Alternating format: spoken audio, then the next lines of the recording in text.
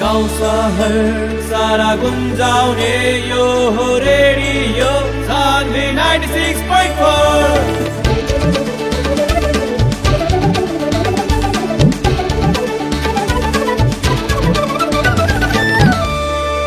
Radio Sanvi 96.4। Radio Sanvi 96.4 megahertz को यो हो दैनिक सन्ध्याकालीन प्रस्तुति कार्यक्रम सवाल जवाब।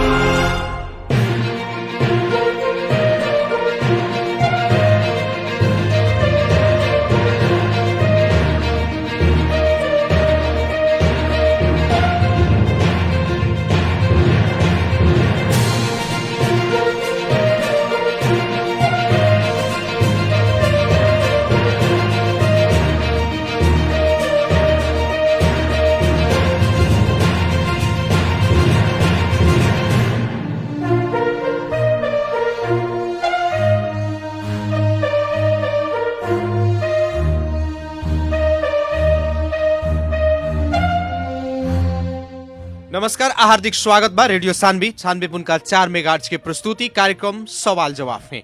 कार्यक्रम सवाल जवाब के साथ उपस्थित हो चुकल बानी हम कार्यक्रम प्रस्तुता मुकलेश गदी। सीधा बात, पृष्ठ विचार, आम जनता के प्रतिनिधि मूलक आवाज। कार्यक्रम सवाल जवाब मार्फत देश के समसामयिक राजनीतिक घटनाक्रम, विकास निर्माण, शिक्षा, स्वास्थ्य, कृषि, रोजगारी लगायत आम जनता से सरोकार रखे वाला हरेक समय सांदर्भिक विषयों पर बहस और छलफल करने सन।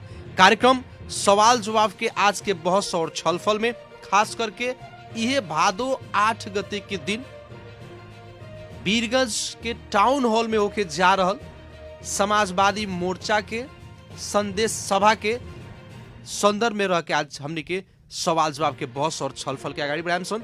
और आज के सवाल जवाब के बहस और छलफल के खातिर सहभागी करिल सन अखिल क्रांतिकारी के केंद्रीय सचिव प्रभाकर गुप्ता जी के। सर्वप्रथम स्वागत करके चाहे प्रभाकर जी, स्वागत बा कार्यक्रम सवाल जवाब में।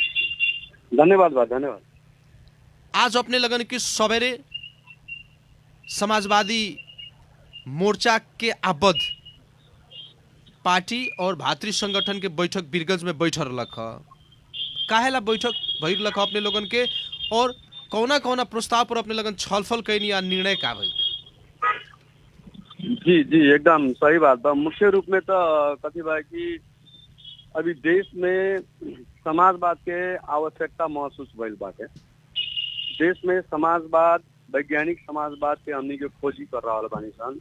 उहे संदर्भ में समाजवाद के सिद्धांत माने वाला राजनीतिक दल लोग मिल के एगो समाजवादी मोर्चा गठन भइल बाटे, जेमे कि नेपाल कम्युनिस्ट पार्टी, माओवादी केंद्र, ओकरा बाद संघीय समाजवादी पार्टी, एकीकृत समाजवादी पार्टी, ओकरा बाद नेकपा माओवादी विप्लव सी के 4 गो कम्युनिस्ट पार्टी सब मिल के हमनी के समाजवादी यात्रा तय करेला हमनी के मोर्चा बनल बाटे। उहे संदर्भ में देशे भर में 7 गो प्रदेश में हमनी के समाजवादी मोर्चा के संदेश सभा तथा प्रशिक्षण कार्यक्रम के हमनी के आयोजना कैले बानी सन। उहे संदर्भ में 8 गते के दिन वीरगंज के सभा हॉल, नगर सभा गृह में, टाउन हॉल में संदेश सभा कार्यक्रम हमनी के आयोजना कैले बानी सन। उ आयोजना के मुख्य जी एक उद्देश्य का बा, जैसे कि मध्य प्रदेश के ही जी मध्य प्रदेश के समाजवादी मोर्चा के कहीं ना कहीं अपने लगन के संदेश सभा वीरगंज में हो रहल बाटे, होके जा रहल बा भादो 8 गते। ये संदेश सभा के उद्देश्य का बाटे? इस संदेश सभा के उद्देश्य ये बा कि इस देश में समाजवाद कैसे लियावल जाए, जनता में समाजवादी व्यवस्था कैसे लागू कर सकल जाए। हाँ, जैसे जितना भी देश में हमनी के व्यवस्था बा, चाहे शिक्षा हो को, स्वास्थ्य हो को, रोजगार हो को, भूमि हो को, कृषि हो को, इस सब में समाजवादी व्यवस्था के ना लागी, सब कोनो के अधिकार बराबर के ना हमनी के पुरियावल जाए, सब कोनो के अधिकार समान ढंग से के ना हमनी के स्थापित करावल जाए। हाँ, इस देश में समाजवादी यात्रा तय करेला ही खास में हमनी के समाजवादी पार्टी समाजवादी मोर्चा के उद्देश्य बाटे। उहे संदर्भ में हमनी के वीरगंज में 8 गते हमनी के समाजवादी मोर्चा के संदेश सभा जनता में संदेश हमनी के देवला ई कार्यक्रम के आयोजना कैले बानी। लेकिन जैसे कि जौन जौन पार्टी के नाम के अगाड़ी समाजवादी जोड़ल गईल बाटे, का उ पार्टी अभी वास्तव में समाजवाद के जो सिद्धांत बाटे उस सिद्धांत पर चल रहा बाटे? बेशक एकदम समाजवादी सिद्धांत के ही मान के सारा पार्टी हमनी के आगे बढ़ रहा है। कौनो दुमत कौनो दुविधा नहीं है। हर एक पार्टी जे समाजवादी पार्टी से जुड़ल बा, जेकर नाम जुड़ल बाटे, वो ए बेरा समाजवाद पर चल रहा बाटे जी। लेकिन अभी ई जौन अपने लगन के सातु प्रदेश में हो रहा बाटे और खास करके भादो 8 गते बीरगंज से ही शुरू हो रहा बाटे, ये अपने लगन के समाजवादी मोर्चा के संदेश सभा। इस सभा में उपस्थिति कराओ के खातिर विभिन्न विद्यार्थी संगठन लगाए तो अपने के भी नेतृत्व में संयोजकों में समिति गठन भइल बाटे। कौना किस्म के अपने लगन के तैयारी का कर रहल बानी अभी? तैयारी मुख्य रूप में अब ये कार्यक्रम जनकपुर में होके जा रहल रहे, लेकिन कहीं ना कहीं यहाँ के नेता लोग के अगुवाई, यहाँ के नेता लोग के एगो बढ़िया उपलब्धि है कि कार्यक्रम बीरगंज में आयल बाटे। कि हमने के लिए, हमने के यहाँ के राजनीतिक दल के नेता, युवा, विद्यार्थी के लिए बहुत सुखद पक्ष हटे। उहे संदर्भ में हमने के एक 2-3 गो हमने के समिति बनल बाटे, जिसमें कि मूल पार्टी के नेतृत्व में मूल आयोजक समिति बनल बाटे, जेकर नेतृत्व समाजवादी पार्टी के अध्यक्ष रामनरेश यादव जी करतनी। वही तरह प्रचार प्रसार समिति बनल बा। प्रचार प्रसार के हमने के प्रेस सेंटर नेपाल के नीरज पिटाकोटी मगर के नेतृत्व में और भी जितना संचार जगत बाटे उस सब कोनो के समेट के एगो प्रचार प्रसार समिति बनल बाटे। वही तरह अंतर्राष्ट्रीय क्रांतिकारी के केंद्रीय सचिव प्रभाकर गुप्ता यानी कि हमरा नेतृत्व में समाजवादी मोर्चा निकट आबद्ध विद्यार्थी तथा युवा संगठन आबद्ध जितना हमने के बानी सन उस सबके नेतृत्व में 75 सदस्यीय स्वयंसेवक तथा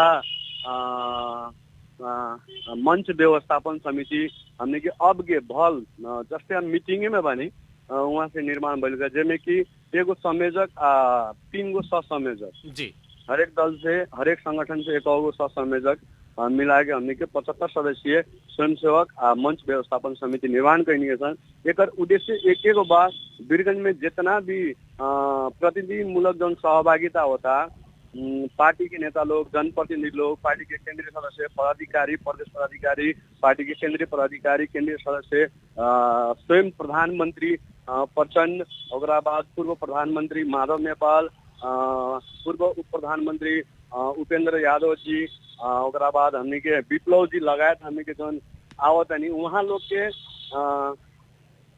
इ कार्यक्रम में कोनो किस्म के असुविधा महसूस ना होके जे प्रतिनिधि आवता लोग उ प्रतिनिधि लोग के भी कार्यकर्ता लोग के भी शुभेच्छुक लोग के भी कोनो किस्म के असुविधा महसूस ना होके वही हिसाब से हमने के 2-3 गो हमने के समिति बनल बनी सन। और समिति आज से होमवर्क कर रहा बा, काम कर रहा बा, ये हम अपने के जानकारी करावे चाहते हैं। कितना के कार्यक्रम के सफलता के अपने लगन आशा रखले बानी? न कार्यक्रम तो एकदम भव्य रूप से सफल हुई। समाजवादी मोर्चा कहे के मतलब एमे सब कोनो के आस्था से जुटल विषय वस्तु बाटे। एमे कोनो एगो सिद्धांत ना कि जितना हमने के समाजवादी विचार से आबद्ध हमने के बानी सन तो सारा कोई के लिए ये कार्यक्रम है, एमे सारा कोई आ सकता है। कार्यक्रम में कौन दिक्कत? मेन अपने लगन के फोकस, मेन संदेश सभा के फोकस का रही बीरगंज में? इससे बीरगंज के उपलब्धि का रही? संघीय लोकतांत्रिक गणतंत्र निर्माण हमने के जौन संविधान निर्माण भइल बा, इस संविधान के जौन संविधान में व्यवस्था बाटे, समाजवादी यात्रा तय करे के जौन व्यवस्था बाटे, संघीय लोकतांत्रिक गणतंत्र, धर्मनिरपेक्षता, ओकरा बाद अपने के हमने के जितना भी समावेशी के विषय वस्तु बाटे उस सारा चीज के संस्थागत करेला हमने के सरकार के अभी जौन काम चल रहा बा, भ्रष्टाचार के अंत्य करे के, देश में सुशासन लियावे के जौन हमने के अभी अभियान बाटे, ये अभियान इस संदेश के माध्यम से हमने के जनता के पुराए के चाहते हैं। देश में अभी अपने देख रहा बानी, देश में भ्रष्टाचार के चुंगुल में खुशल देश रहा। अभी के जौन गवर्नमेंट बा, प्रधानमंत्री प्रचंड के नेतृत्व में जौन सरकार बा, इस सरकार कहीं ना कहीं अभी अपने के भ्रष्टाचार के अंत्य करेला, देश में सुशासन लियावेला एगो अभियान चलावता। उहे अभियान के भी हमने के संविधान के संस्थागत करेला, संविधान के रक्षा करेला, देश में संघीय लोकतांत्रिक गणतंत्र जौन स्थापना भइल बा समावेशी समानुपातिक जौन हमनी के प्रणाली बाटे इस सब के व्यवस्थित संस्थागत करेला हमनी के ई अभियान के मूल उद्देश्य बा। जी, जिससे कि अपने लगन के जौन मूल उद्देश्य बाटे उद्देश्य प्राप्ति प्रति इस समाजवादी मोर्चा कितना के खरा उतर सकता, काहे कि इस समाजवादी मोर्चा के भीतर रहल ही दल के शीर्ष नेता लोग के बीच में पछिलका अगर राजनीतिक घटनाक्रम देखल जाए तो कहीं ना कहीं असंतुष्टि बाड़ा सन, फिर भी समाजवादी मोर्चा के संदेश सभा एके मन से उ नेता लोग सहभागी हो रहल बाटे, ऐसे का संदेश जाई? ना असंतुष्टि तो हरेक पार्टी में बा ना सबनी। असंतुष्टि नेपाली कांग्रेस में भी बा, नेकपा एमाले में भी बा, लेकिन जो उद्देश्य बा वो उद्देश्य पर कितना के लोग फोकस हो सकता, कितना के खरा उतर सकता समाजवादी मोर्चा के? एकदम सारा कोई हमें असंतुष्ट लोग भी, असंतुष्ट नेता लोग भी, असंतुष्ट कार्यकर्ता लोग भी समाजवादी यात्रा तय करेला, समाजवाद उन्मुख देश के निर्माण करेला। देश में समाजवाद के दौरान में समाजवादी यात्रा तय करेला। हमनी के जौन एगो अभियान हमनी के जौन संदेश सभा देवे जा रहा है एमे सारा कोई एकदम निर्धर होके कटिबद्ध होके लागी आ लागत लोग एमे कहीं दुविधा लेकिन किंतु परंतु कहीं भी नहीं है। प्रभाकर जी, भादो 8 गते मध्य प्रदेश के हरेक जिला से समाजवादी मोर्चा में आबद्ध रहल दल के नेता कार्यकर्ता भातृ संगठन सारा कोई उपस्थित हो। परसा जिला में अपने लगन के का टारगेट बा, कितना के संख्या में परसा जिला से कहीं ना कहीं अपने लगन के पार्टी के नेता कार्यकर्ता या जनता के उतारे के अपने लगन के उद्देश्य बाटे? ना अब मुख्य रूप में तो हमनी के काफी बुझे पड़ल कि संदेश सभा तो कहीं ना कहीं हमनी के बड़का खुला मंच में करे वाला कार्यक्रम है कि ना। लेकिन कभी बा कि अभी मौसम अनुकूल ना भइला के कारण से अभी किसानी के खेती पाती के समय भय होला के कारण से हमनी के एकरा खुला मंच में ना कि हमनी के एकरा एगो नगर सभा गृह में जेकर क्षमता 7 से लेके 8 से जेकर क्षमता बा, हमनी के 7 से लेके 8 से हमनी के हॉल के जो हमनी के कैपेसिटी बा उहे अनुकूल के हमनी के प्रतिनिधि मूलक सहभागिता करावे के हमनी के अभियान बा। आम जनता के उतारे वाला बात नहीं के, खाल पार्टी से आबद्ध प्रतिनिधि मूलक नेता कार्यकर्ता लोग के ही उतारे के अपने लोग के प्रयास बा। अभी प्रदेश स्तरीय कार्यक्रम भइला के चलते एकदम एकरा आम जनता के घर घर में अभी जाए वाला कंडीशन तो नहीं के लोग, लेकिन जब प्रदेश स्तरीय कार्यक्रम ओरा जाता तब हमनी के जिला स्तरीय में आई, जिला स्तरीय के बाद हमनी के पालिका स्तरीय में जाई, पालिका स्तरीय के बाद घर घर में समाजवादी यात्रा तय करेला, समाजवाद उन्मुख देश के निर्माण करेला। हमनी के अभियान के मूल उद्देश्य में ये बा। इस समाजवादी मोर्चा के भविष्य कितना के देख रहल बानी अपने? काहे कि नेपाल के बहुत सारा गठबंधन भइल विगत में, लेकिन गठबंधन एगो निश्चित समय तक ही रहेला, बाद में जाके टूट जाला। समाजवादी जोन हमनी के एजेंडा बाटे उस समाजवादी एजेंडा के तहत ही देश अभी चल रहा बा। देश के कानून, देश के शासन व्यवस्था सारा कहीं ना कहीं हमनी के समाजवादी यात्रा तय करेला उहे मॉडल में अभी हमनी के चल रहा बा। ओके लेके हमें कोनो समस्या नहीं है। ई मोर्चा के आयु बाटे विगत में बहुत सारा गठबंधन भइल सन, बहुत सारा पार्टी एक भइल, लेकिन विभिन्न टुकड़ा में हो गई। वैसन हिसाब से ही समाजवादी मोर्चा नहीं के बनल, एकर आयु बाटे और लंबा समय तक जा सकता। तो बहुत बनल गठबंधन के मूल उद्देश्य सरकार संचालन, सरकार में टिके वाला उद्देश्य है, लेकिन समाजवादी लेकिन कहीं ना कहीं ई भी तो समाजवादी मोर्चा के उद्देश्य बाटे अपन सरकार जोगावे के, सत्ता चलावे के। अगर में समाजवादी सिद्धांत, समाजवादी के विषय वस्तु के ना हमनी के सरकार के काम करवाई, देश में अभी जो सुशासन के नारा लागता ये सब चीज के संस्थागत कर सकता, उहे विषय में हमनी के मूल उद्देश्य ये बाटे कह के हमनी के लागल बानी जी। एक और राजनीतिक स्वार्थ चाहे अभी के जो सत्ता बाटे, सत्ता टिकावे वाला स्वार्थ समाजवादी मोर्चा के नहीं है। ना सत्ता टिकावे वाला राजनीतिक स्वार्थ में कुछ नहीं के। सत्ता टिकावे वाला रही तो अभी अपने देखा था भ्रष्टाचार में जे लिप्त बा, चाहे सत्ता पक्ष हो चाहे विपक्ष हो, सारा कोनो के अभी मतलब भीतर रखे वाला काम हो रहा बा, सोच पूछ वाला काम हो रहा बा। हाँ, ओके लेके सत्ता टिकावे वाला समाजवादी मोर्चा के कोनो उद्देश्य नहीं। प्रभाकर जी, अभी के वर्तमान सरकार के काम कार्रवाई से अपने लगन कितना के संतुष्ट बानी? एक बेर और कथी कन्या अभी के जौन वर्तमान सरकार बाटे, अपने ही के पार्टी के नेतृत्व के सरकार बाटे, इस सरकार से एगो जनता के कहीं ना कहीं हैसियत से, ए बेरा पार्टी के नेता कार्यकर्ता के हैसियत से ना एगो जनता के हैसियत से कितना के संतुष्ट बानी रहुआ? है बा ऐसे पहले सरकार के काम प्रति कहीं ना कहीं नेता कार्यकर्ता ही खाली संतुष्ट होत रहे, लेकिन अभी के सरकार के जो काम बाटे इस सरकार के काम से सत्ता पक्ष से विपक्ष से ओकरा बाद आम जनता में एगो बहुत बढ़िया संदेश दिल बा। आम जनता भी ऐसे संतुष्ट बा।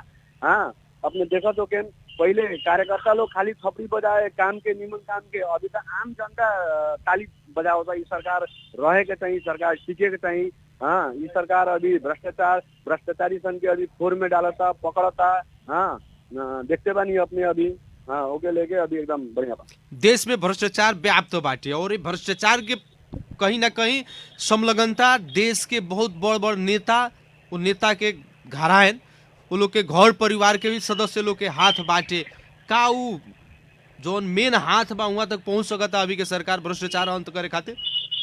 एकदम अपने देखते बानी देश के पूर्व गृह मंत्री, देश के पूर्व उप प्रधानमंत्री, हाँ, भौतिक पूर्वाधार मंत्री, देश के प्रधानमंत्री लगाए तक के जब अनुसंधान हो सकता, बयान ले सकता, अभी तक के कोनो सरकार माने अभी तक के कोनो भी सरकार, कोनो भी गवर्नमेंट देश के प्रधानमंत्री जैसा ओहदा में बैठल व्यक्ति के तो बयान ना ले रहे। देश के पूर्व गृह मंत्री, पूर्व प्रधानमंत्री के अभी जेल पे ठाए वाला कोनो सरकार अभी तक ना भरे। इस सरकार का कमती में इतना हिम्मत पहले बा कहीं ना कहीं। लेकिन आरोप तो यो बाटे कि जे सरकार के विरुद्ध में जाता, सरकार गिराव के माने षड्यंत्र कर रहल बा, वैसन वैसन लोग के फंसावल जा रहल बा, ढाक धमकी दिखावल जा रहल बाटे अपन सरकार टिकाव के खातिर। माओवादी का ऐसा कर रहा आरोप लगावल स्वाभाविक का धर्म हो, ओकरा पीछे ना लागल जाला। हाँ, एमे कोई हो, चाहे अभी माओवादी केंद्र के नेतृत्व में सरकार बा, माओवादी के नेता लोग में फंसल बा, तो वो लोग के अनुसंधान हो रहा बा।